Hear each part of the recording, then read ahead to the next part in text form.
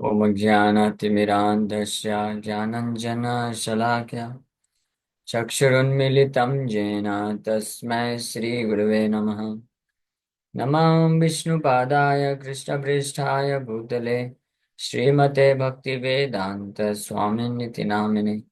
नमस्ते सारस्वती देवे गौरवाणी प्रचारिणे निर्विशेषा शून्यवादी पाश्चात्यदेशतारिणे नित्यानंद नमस्तुभ्यं प्रेमानंदप्रदायिने कलौ कल्मषनाशाय जानवापते नमः। नमो महावदन्याय कृष्णप्रेमप्रदायते कृष्णाय कृष्णचैतन्य नाम्ने गौरतुसे नमः। जय श्री कृष्ण चैतन्य प्रभु नित्यानंद श्री अद्वैत गदाधर शिवासादि गौर भक्त वृंदा। हरे कृष्ण कृष्ण कृष्ण हरे हरे हरे राम राम राम हरे हरे।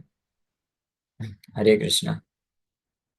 आप सभी भक्तों का हार्दिक स्वागत है आज के श्री चैतन्य चरितमृत से गौर कथा में। तो हम लोग चर्चा कर रहे हैं श्री चैतन्य चरितमृत आदि लीला 9th chapter the desire tree of devotional service भक्ति कल्प वृक्ष का वर्णन चल रहा था। तो श्री चैतन्य महाप्रभु ये अ, इच्छा प्रकट करते हैं। भारत भूमि ते हइला मनुष्य जन्म जार जन्म सार्थक करी कर परोपकार।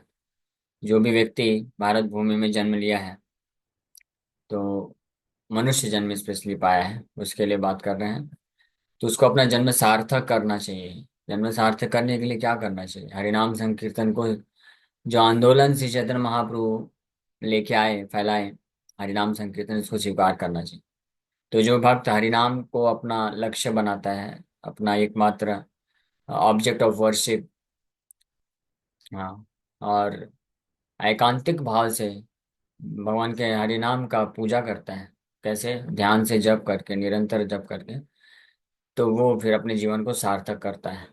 और फिर परोपकार परोपकार करना चाहिए। मतलब फिर अन्य लोगों को भी इसी प्रकार से हरिनाम के लिए समर्पित बनाना चाहिए। दैट इज परोपकार। तो ये हम लोग इसका तात्पर्य आई थिंक पढ़ लेते हैं। Yes.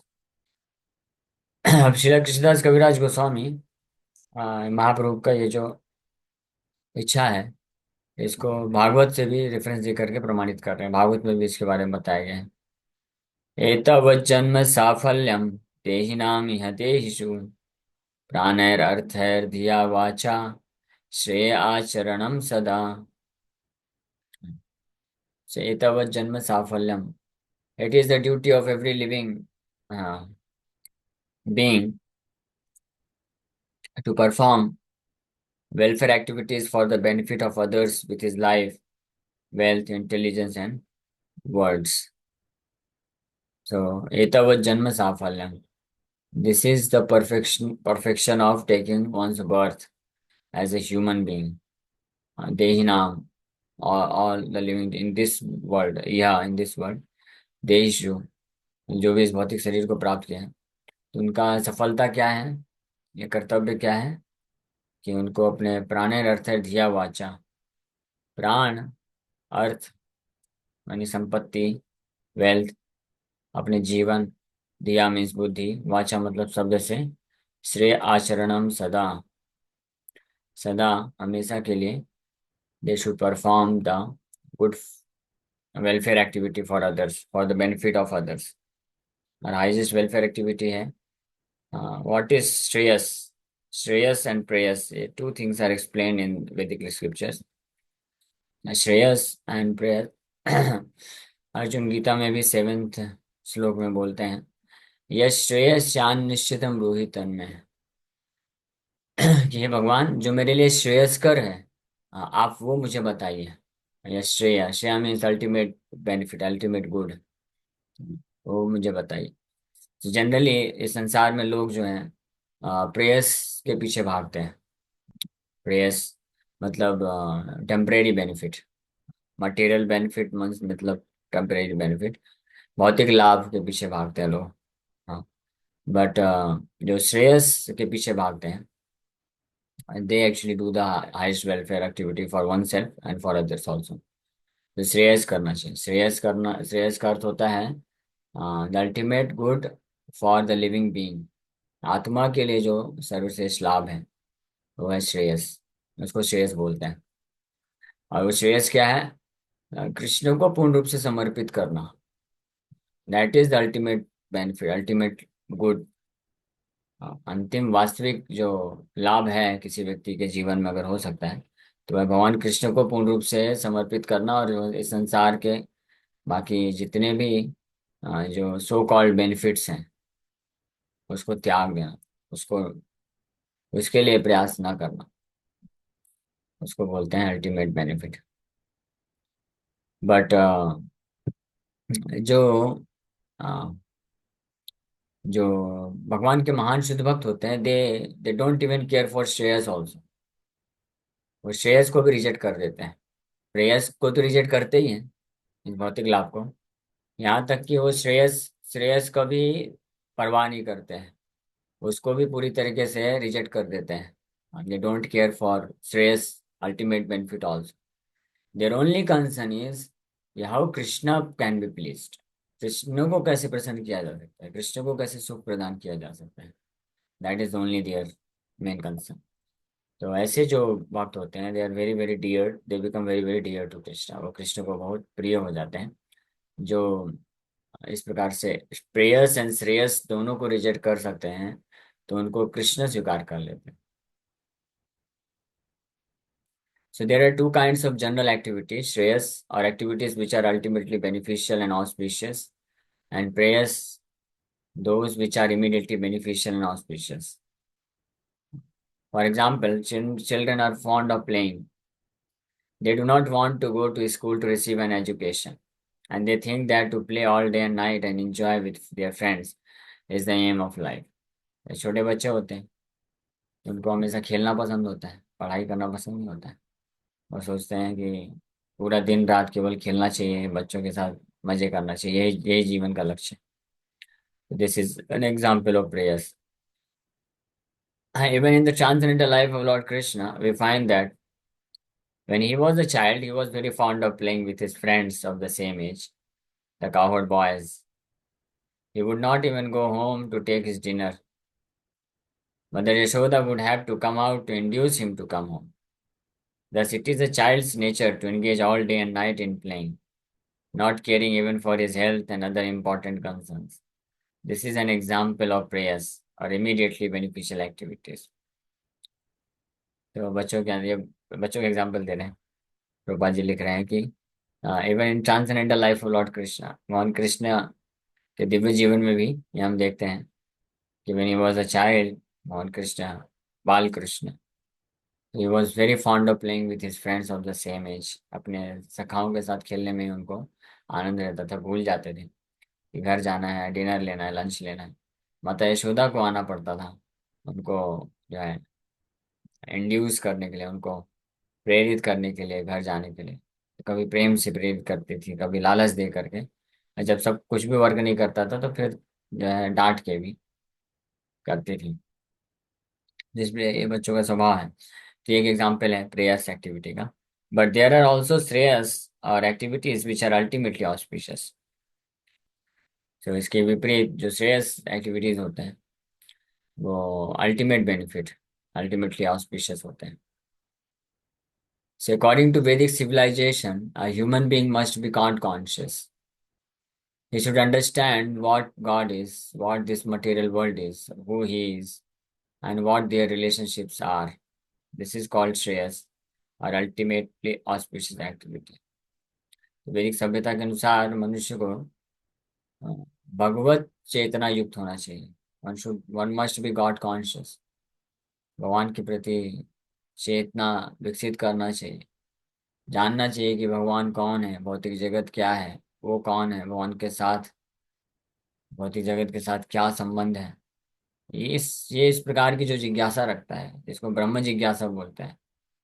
So this is called श्रेय उत्तमम। और श्रेयस जिज्ञासु श्रेय उत्तमम, भागवत में भी इसका वर्णन किया गया है। तस्मात् गुरुं प्रपद्येत जिज्ञासु श्रेय उत्तमम। One who is desiring is ultimate good. हाँ, तस्मात् देयरफॉर ऐसे लोगों को गुरुं प्रपद्येता, इन लोगों को जो है गुरु का आश्रय लेना चाहिए, गुरु को समर्पित करना चाहिए। Not for the sake of some name fame और फैशन के लिए गुरु ने स्वीकार कर लेना चाहिए कि हमारे भी गुरु हैं। उसका कोई अर्थ नहीं है, सिंपली टाइम वेस्ट। अगर किसी को इच्छा नहीं है आध्यात्मिक जीवन में आगे बढ़ने के लिए, और टू बी वेरी फ्रैंक, कोई आध्यात्मिक जीवन में आगे नहीं बढ़ने का इच्छा रखता है, भौतिक जीवन में ही जिसका मन पूरी तरह से लगा हुआ है, भौतिक सुख प्राप्त करने की ही लालसा इधर में बनी हुई है, और कोई उसका इच्छा नहीं है कि भौतिक जंजाल से मैं निकल सकूं, तो ऐसे लोगों के लिए जो है कोई प्रमाणिक गुरु वैष्णव आचार्य शुद्ध वैष्णव अगर होते हैं तो उनके पास जाने का कोई लाभ नहीं उठा पाते वो लोग, टाइम वेस्ट हो जाता है दोनों का ही। तो इसलिए अगर हम वैष्णव भक्तों का संग करना चाहते हैं तो उनका अगर पूरा लाभ उठाना है तो हमको ये इस प्रकार की इच्छा रखनी पड़ेगी। कैसी इच्छा? भौतिक बंधन से मुक्ति प्राप्त करना है और आध्यात्मिक मार्ग में आगे बढ़ना है, भगवान कृष्ण के भक्ति में आगे बढ़ना, अपने जीवन को सफल बनाना है। मनुष्य जीवन जो मिला है आत्म साक्षात्कार के लिए, समझने के लिए कि हम कौन हैं, ये जगत क्या है, हम बार बार जन्म मृत्यु क्यों हो रहा है, मैं क्यों मरूं। Death, as sure as death बोलते हैं ना, मृत्यु सबका आने वाला है। तो जब इस बारे में कोई इंक्वायरी करता है कि मृत्यु क्यों, why should I die, why should I suffer, why am force to suffer, इस प्रकार की जो जिज्ञासा रखते हैं और इसका उत्तर जानना चाहते हैं उनको बोलते हैं कि श्रेय उत्तम, जिज्ञासु श्रेय उत्तम इसको बोला जाता है। तो इनका हल प्राप्त करने के लिए फिर प्रमाणिक गुरु का आश्रय लेना चाहिए। लेकिन जो प्राय ज्यादातर लोगों का जो बुद्धि है इतना डेवलप नहीं होता है, most of the population in this age of Kali, they are in the category of fools, to be very frank. ज्यादातर जो जनसंख्या है इस भौतिक संसार में, कलयुग में specially, more than 95-98%, they fall in the category of fools. और एक और वर्ड बोलते हैं Prabhupada ji which we do not wish to speak, मूर्ख। क्यों ऐसा, क्यों बोला जाता है? ये बहुत कठोर शब्द भगवान कृष्ण बोलते हैं, हम नहीं बोल रहे हैं। नमाम दुष्कृतनो मूढ़ा अवजानन्ति माम मूढ़ा प्रकृते क्रियमाणानि गुण कर्माणि सर्वशा अहंकार विमूढ़ात्मा। तो भगवान कई जगह बोले कृपणा फल हेतवा, अनेकों श्लोक में भगवान बोले हैं कि जो व्यक्ति इस भौतिक संसार में भौतिक सुख प्राप्त करने की वासना रखता है और उसी के लिए ही केवल अपना, उसी को एकमात्र अपना लक्ष्य बना करके कि मैं बहुत पैसा कमाऊं, बहुत नाम कमाऊं। ये भौतिक सुख भी अनेकों अनेकों प्रकार के हैं। कुछ लोग बोलते हैं नहीं, हमारे जीवन का लक्ष्य पैसा कमाना नहीं है, सुख भोग करना नहीं है, हमारे जीवन का लक्ष्य तो है नाम रोशन करना है। अरे नाम रोशन करना वो भी इसी कैटेगरी में आता है प्रभु, सूक्ष्म, इसको सूक्ष्म काम वासना बोलते हैं, सटल सेक्स लाइफ बोला जाता है। हाँ, तो एनीथिंग, कोई भी ऐसी इच्छा जो हमको भगवान कृष्ण के पास भगवत साक्षात्कार के अलावा कोई भी इच्छा होती है भौतिक, वो वास्तव में भौतिक इच्छा कहलाती है, भौतिक सुख बोला जाता है, लस्टी डिजायर बोला जाता है उसको। कविराज कृष्णदास कविराज गोस्वामी बताते हैं भुक्ति मुक्ति सिद्धि कामी, यहाँ तक कि मुक्ति कामना को भी लस्टी बोला गया है। जो इस भव बंधन से छुटकारा प्राप्त करना चाहते हैं, संन्यास ले लेते हैं, वैराग ले लेते हैं, विरक्त हो जाते हैं, उनको भी लस्टी बोला गया है। They are also lusty after merging into the supreme, ब्रह्म में जाके मर्ज हो जाना, विलीन हो जाना है, इसके पीछे वो लोग भी, उनको भी काम ही बोला गया। लेकिन कृष्ण भक्त निष्काम अतएव शांत, भुक्ति मुक्ति सिद्धि कामी सकलिय शांत, भुक्ति मुक्ति सिद्धि कामी सकलिय शांत। कृष्ण भक्त निष्काम, निष्काम means without any lust desire. Krishna भक्त जो होता है वो किसी काम से प्रेरित नहीं होता है, और उसके हृदय में 100% प्योर लव होता है, प्योर शुद्ध प्रेम होता है कृष्ण के प्रति। So that is mention in Bhagavatam and Bhagavad Gita also, Krishna से। सो ये बोलते हैं, इसको बोलते हैं कि श्रेय उत्तम। So in this verse of Srimad Bhagavatam, it is said that one should be interested in Shreyas, ultimate good for oneself and for others. To achieve the ultimate goal of Shreyas or good fortune, one should engage everything, including his life, wealth, and words, not only for himself but for others also. तो इस प्रकार का जो असली हित प्राप्त करना है अपने जीवन में, आध्यात्मिक लाभ, तो उसको प्राप्त करने के लिए व्यक्ति को अपना जीवन, धन संपत्ति, शब्द, वाचा, प्राण अर्थ है धिया वाचा, प्राण अर्थ धिया वाचा, सब कुछ लगा देना चाहिए उस अल्टीमेट गुड फॉर्च्यून को प्राप्त करने के लिए. However, unless one is interested in Shreyas in his own life, he cannot preach of Shreyas for the benefit of others. ये भी important चीज है. One who is hankering after prayers, material benefit, material sense gratification, he cannot preach Shreyas activities. He cannot preach about ultimate good fortune. जब तक कोई खुद ये जो भौतिक वासना है, भौतिक सुख की कामना है, उससे मुक्त नहीं हो जाता अपने जीवन में, तो वो फिर अल्टीमेट जो बेनिफिट है, वास्तविक लक्ष्य है जीवन का, कृष्ण की भक्ति, उसके बारे में प्रचार नहीं कर सकता है. इसलिए जन्म सार्थक कर ही करो परोपकार, महाप्रभु बोल रहे हैं. First of all we should become fixed up. हमको खुद को ये डिसाइड कर लेना चाहिए कि we want only and only the ultimate good, ultimate benefit of becoming a pure servant of the supreme lord Krishna. भगवान कृष्ण का शुद्ध दास, शुद्ध भक्त बनना, ये पहले डिसाइड कर लेना चाहिए. यस, यही हमारे लिए, यही वास्तविक बेनिफिट है, इसी को हम चाहते हैं, और भौतिक संसार का कुछ नहीं चाहिए. तब वो जो भक्त होते हैं वो लोग गुरु साधु शास्त्र भगवान वैष्णव का आश्रय लेकर के इसको प्राप्त कर लेते हैं, और then they become qualified to preach the same thing to others. So this verse cited by Sri Chaitanya Mahaprabhu applies to human beings, not to animals, as indicated in the previous verse by the words मनुष्य जन्म. मनुष्य जन्म हिला jar, मनुष्यों के लिए है, not for cats and dogs. These injunctions are for human beings. Unfortunately, human beings, although they have the bodies of men, are becoming less than animals in their behavior. This is the fault of modern education. ये जो आधुनिक शिक्षा पद्धति है जो पढ़ाई जा रही है ऑल ओवर वर्ल्ड, भारतवर्ष में तो विशेष रूप से इस पे जोर दिया जाता है. Such an unfortunate thing, unfortunate situation.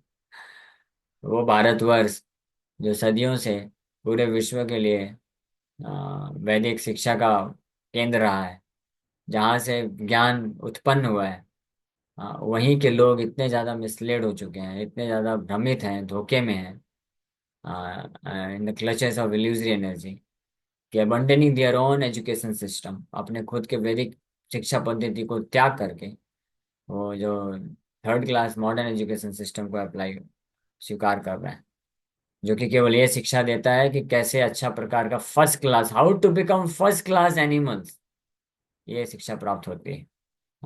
Sorry, to be very frank, this is what we learn in modern education system, how to become first class animal. ऊंचे ऊंचे स्तर का जानवर कैसे बना जा सके, ये सिखाया जाता है. तो इसमें हम कुछ कर नहीं सकते हैं, ये तो शिक्षा प्रणाली तो नहीं चेंज कर सकते.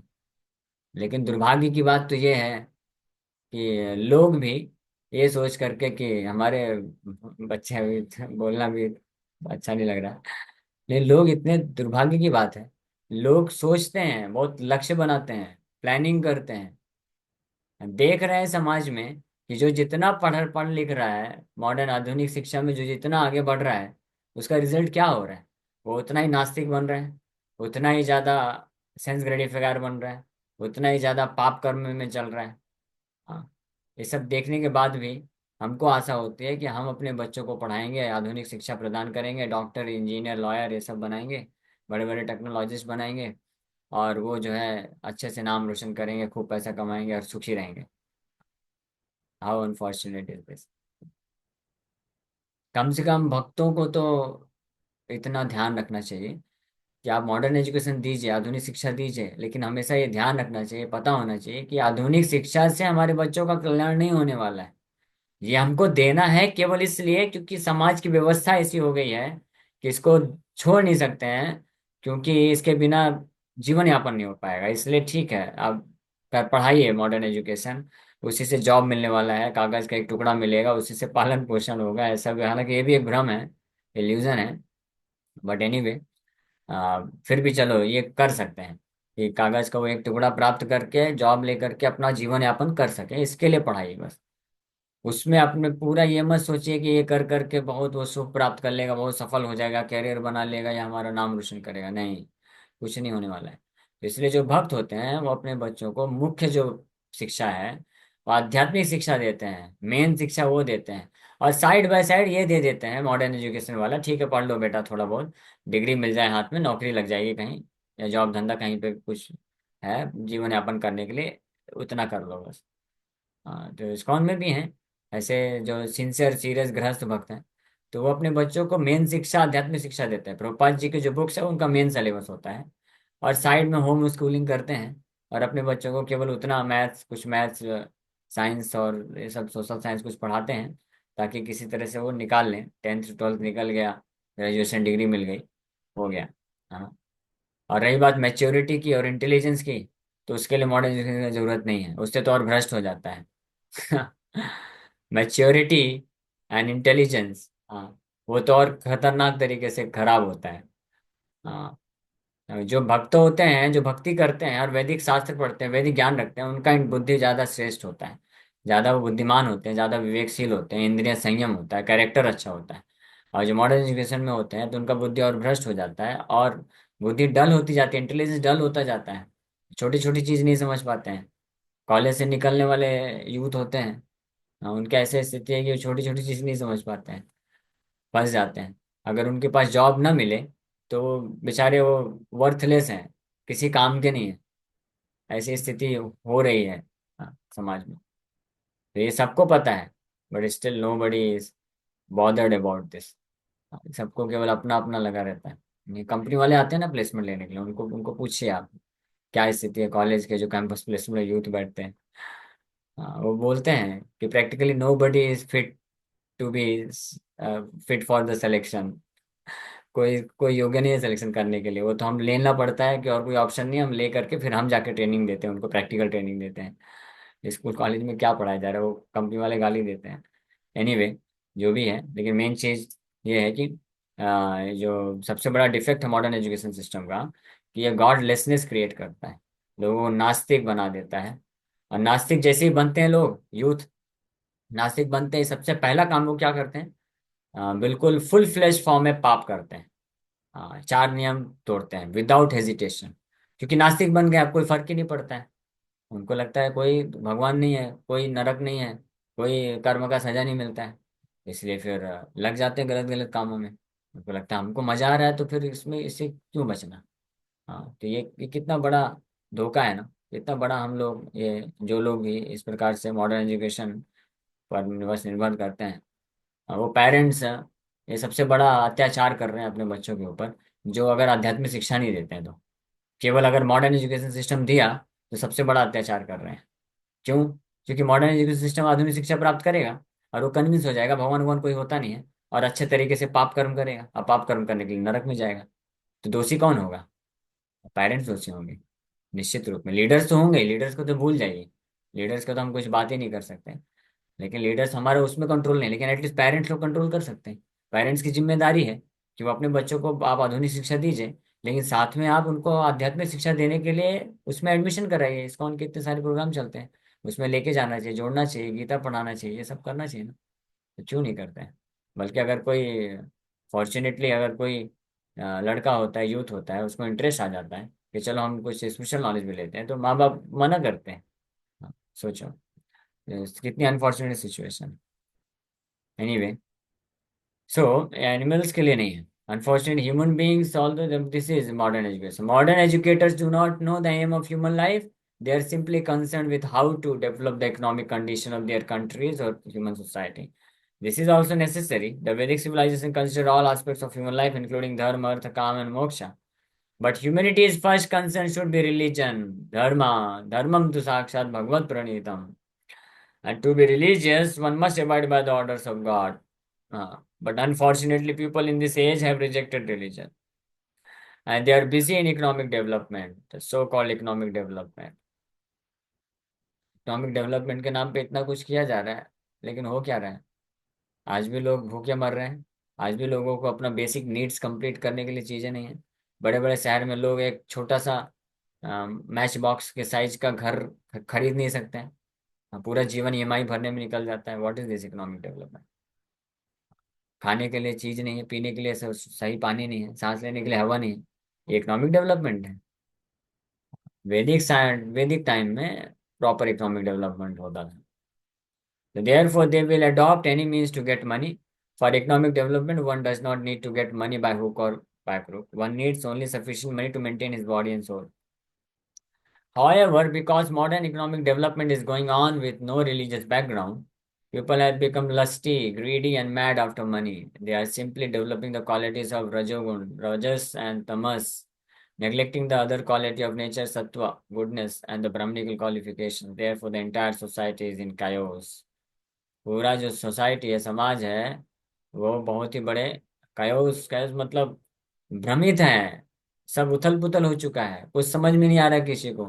लीडर्स को, पेरेंट्स को, टीचर्स को, सोशल वेलफेयर को, मोटिवेशन स्पीकर्स को, डॉक्टर्स को, इंजीनियर्स को, लॉयर्स में, एवरीबडी इज कंफ्यूज। किसी को नहीं मालूम कारण क्या है। So called modern education system के द्वारा ये इकोनॉमिक डेवलपमेंट जो करना चाहते हैं without religious background, that is only resulting in animalistic population.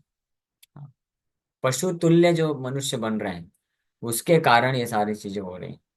पशु तुल्य मतलब रजोगुण तमोगुण, दैट्स ऑल। नो सतोगुण, no brahminical qualification. So how can one expect happiness? The Bhagavatam says that it is the duty of an advanced human being to act in such a way as to facilitate human society's attainment of the ultimate goal of life. That is the duty of human society. हाँ, ultimate goal of life कैसे प्राप्त किया जा सकता है? There is a similar verse in Vishnu Purana part 3 chapter 12 verse 45, which is next quoted in Chaitanya Charitamrita. तो अगला श्लोक जो है ये विष्णु पुराण का श्लोक है। प्राणिनाम उपकाराय यदेव यः परत्र च कर्मणा मनसा वाचा तदेव मतिमान भजेत। एनीवे, ठीक है, थोड़ी स्टॉप है। थैंक यू वेरी मच, समय हो गया। तो ध्यान रखना चाहिए, ये हम लोग जो शिक्षा प्राप्त करने का प्रयास कर रहे हैं, ये सभी भक्तों के लिए है। उनको कोशिश करना चाहिए कि आध्यात्मिक शिक्षा पहुंचे सबके पास। कम से कम अपने बच्चों से, रिलेटिव से स्टार्ट करके फिर अन्य लोगों तक जाना चाहिए। ओके, किसी बात का कोई प्रश्न है?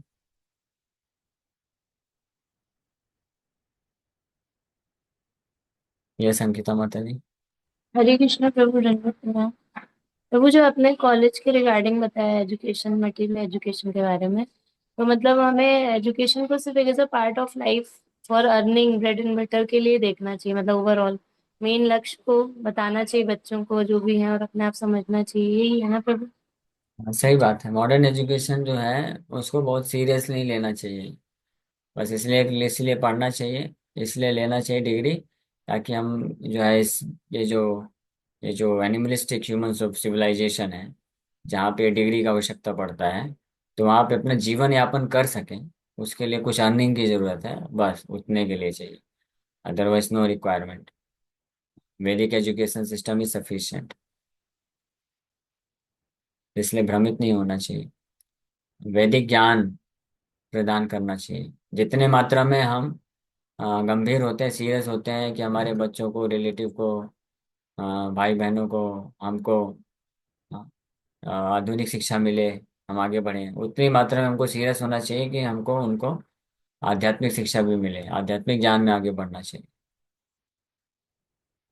हरे ओके। कृष्ण प्रभु, मतलब सबसे बड़ा मिथ तो यही है ना, तो बोलते हैं ओल्ड एज में भक्ति करो, मतलब बच्चों को तो स्टार्टिंग से बताना चाहिए यह भगवान सही के बात है। बारे में। अगर हाँ। ओल्ड एज में जाके बिलीफ सिस्टम ही इतना गलत स्ट्रांग हो जाएगा कि ऐसा होता ही हाँ, नहीं है, जरूरत ही नहीं, सही वो बात है। चीज ओल्ड एज गलत। में क्या करें, गलत है बिल्कुल। ओके, हरे कृष्ण। और किसी का प्रश्न है? पंचांग। अभी हरे आपने कृष्ण। बताया तो कि जैसे कि बच्चों को हमें आधुनिक शिक्षा भी देनी चाहिए और आध्यात्मिक शिक्षा भी देनी चाहिए। और मतलब लोगों को भी देनी चाहिए अपने साथ साथ। तो पर जैसे किसी को बताओ कि नहीं हमें आध्यात्मिक जगत में भी जीना चाहिए, तो लोग कहते हैं नहीं नहीं ये ज्ञान हमें मत दो। बच्चे खुद कहते हैं कि अरे मम्मा ये सब क्या होता है, इसकी कोई उम्र नहीं होती है, तो उनको कैसे फिर ये सब चीजें समझाया जाए। हमको हम प्रयास करना चाहिए। हाँ, जो लोग हम अपनी तरफ से पूरा प्रयास करेंगे, गीता दे करके समझाएंगे। जो भाग्यशाली होंगे वो समझेंगे। और रही बात बच्चों का, तो बच्चों को तो देखिए, आप जैसा सिखाएंगे ना वो लोग स्वीकार कर लेंगे। बच्चे तो इनोसेंट होते हैं। शुरू से ही अगर बच्चों को बताया जाए हरे कृष्ण महामंत्र है, भगवत गीता है, आप शरीर नहीं आत्मा है, तो क्यों नहीं मानेंगे बच्चे? बच्चे तो मानेंगे। हाँ, ये हमारा प्रैक्टिकल एक्सपीरियंस है। छोटे बच्चों से ही चालू कर देना चाहिए, तो लेकिन अगर बड़े बच्चे भी है ना, मैं इधर जाता हूँ एपेक्स कोचिंग में, 7th 8th 9th 10th के बच्चे हैं, अच्छे बच्चे हैं, उनको थोड़ा थोड़ा करके गीता का शिक्षा देते हैं, हम प्रयास कर रहे हैं। तो बच्चे लोग स्वीकार कर रहे हैं, मानते हैं, है ना। भले अभी पूरी तरीके से वो पालन नहीं करेंगे, उसमें से कुछ लोग हैं जो जब चालू कर दिए हैं। हाँ, लेकिन एक ज्ञान मिलेगा तो कम से कम भ्रमित तो नहीं होंगे ना आगे चल के।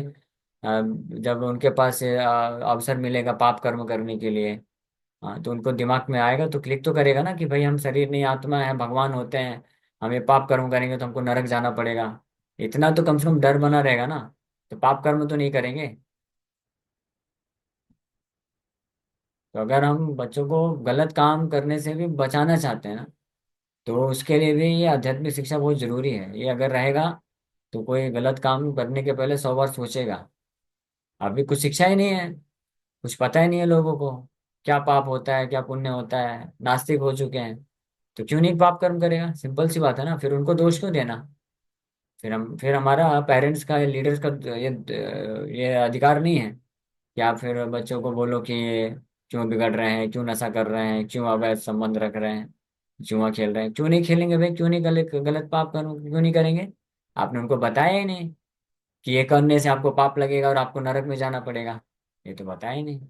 तो वो तो लगेगा ना उसको कि भाई इसमें तो मुझे अच्छा लग रहा है, मजा आ रहा है, जैसे वीडियो खेलते हैं, क्रिकेट खेलते हैं, उसमें आनंद आता है, मजा आता है, तो वैसे ये भी हम नशा करेंगे, लड़का लड़की घूमेंगे, इसमें मजा आ रहा है तो क्यों ना करें? कुछ रीजन तो होना चाहिए ना भाई। ये सबको बताइए, आप सबका जिम्मेदारी है, स्कूल में जा जाके बताइए टीचर्स लोगों को कि आप बच्चों को आध्यात्मिक शिक्षा नहीं देंगे तो उनको पता कैसे चलेगा कि ये गलत काम होता है, इसका पाप लगता है, ये हानिकारक है, नहीं करना चाहिए। अनफॉर्चुनेटली टीचर्स को जब ये बताएंगे ना जाके, टीचर्स को भी नहीं पता है, टीचर्स लोग भी बोलते हैं अच्छा पाप लगता है वो खुद ही पाप कर्म करते हैं कई टीचर्स लोग, तो उनको भी विश्वास नहीं होता है। ये तो सिचुएशन है, अभी क्या किया जाए। तो इसलिए हम फिर क्या करते हैं, हम स्कूल कॉलेजेस में जाते हैं, टीचर्स को हम बोलते हैं कि देखिए, इससे जो है मन कंसंट्रेट होगा। मन जो है बच्चों को डिस्ट्रैक्ट होता है ना, उसके कारण वो लोग पढ़ाई नहीं कर पाते हैं, कैरियर नहीं बना पाते हैं। तो ये जब पालन करेंगे धर्म का, ये जो गीता पढ़ेंगे, तो इससे मन कंसंट्रेट होगा तो अच्छे से वो कैरियर बना पाएंगे। तो उनके ही औजार से उनको हमको कन्विंस करना पड़ता है, कांटे को कांटे से निकालना पड़ता है, क्या किया जाए। फिर जब हम क्लासेस चालू करते हैं, फिर हम धीरे धीरे बताते हैं बच्चों को कि भाई ये जानवर के जैसे जीवन नहीं जीना है आपको। ये जो पाप कर्म होते हैं ये जानवर वाले पाप कर्म होते हैं, इसको छोड़ो, भगवान का नाम जप करो, गीता पढ़ो। ये शरीर खत्म होने के बाद दूसरा शरीर मिलता है, और इस जन्म में आप जैसे कर्म करोगे वैसा शरीर मिलेगा। जानवर के जैसे जियोगे तो जानवर बनोगे, फिर जानवर बनोगे तो 84 लाख फिर भ्रमण करते रहो। तैयार हो वापस से जन्म लेने के लिए, वापस से पिटाई खाने के लिए, कष्ट झेलने के लिए? इस प्रकार से हमको थोड़ा समझाना अच्छा पड़ता है, तब लोगों की बुद्धि खुलती है, तब वो थोड़ा सा सतर्क हो सकते हैं, है ना। तो आप प्रयास करना चाहिए, भगवद गीता पहुंचाना चाहिए ज़्यादा से ज़्यादा स्कूल कॉलेजेस, यूथ को, स्पेशली यूथ बहुत इंपॉर्टेंट है। हाँ, और टीचर्स लोगों तक। ओके। ओके प्रभु जी, हरे कृष्ण, धन्यवाद। हरे कृष्ण।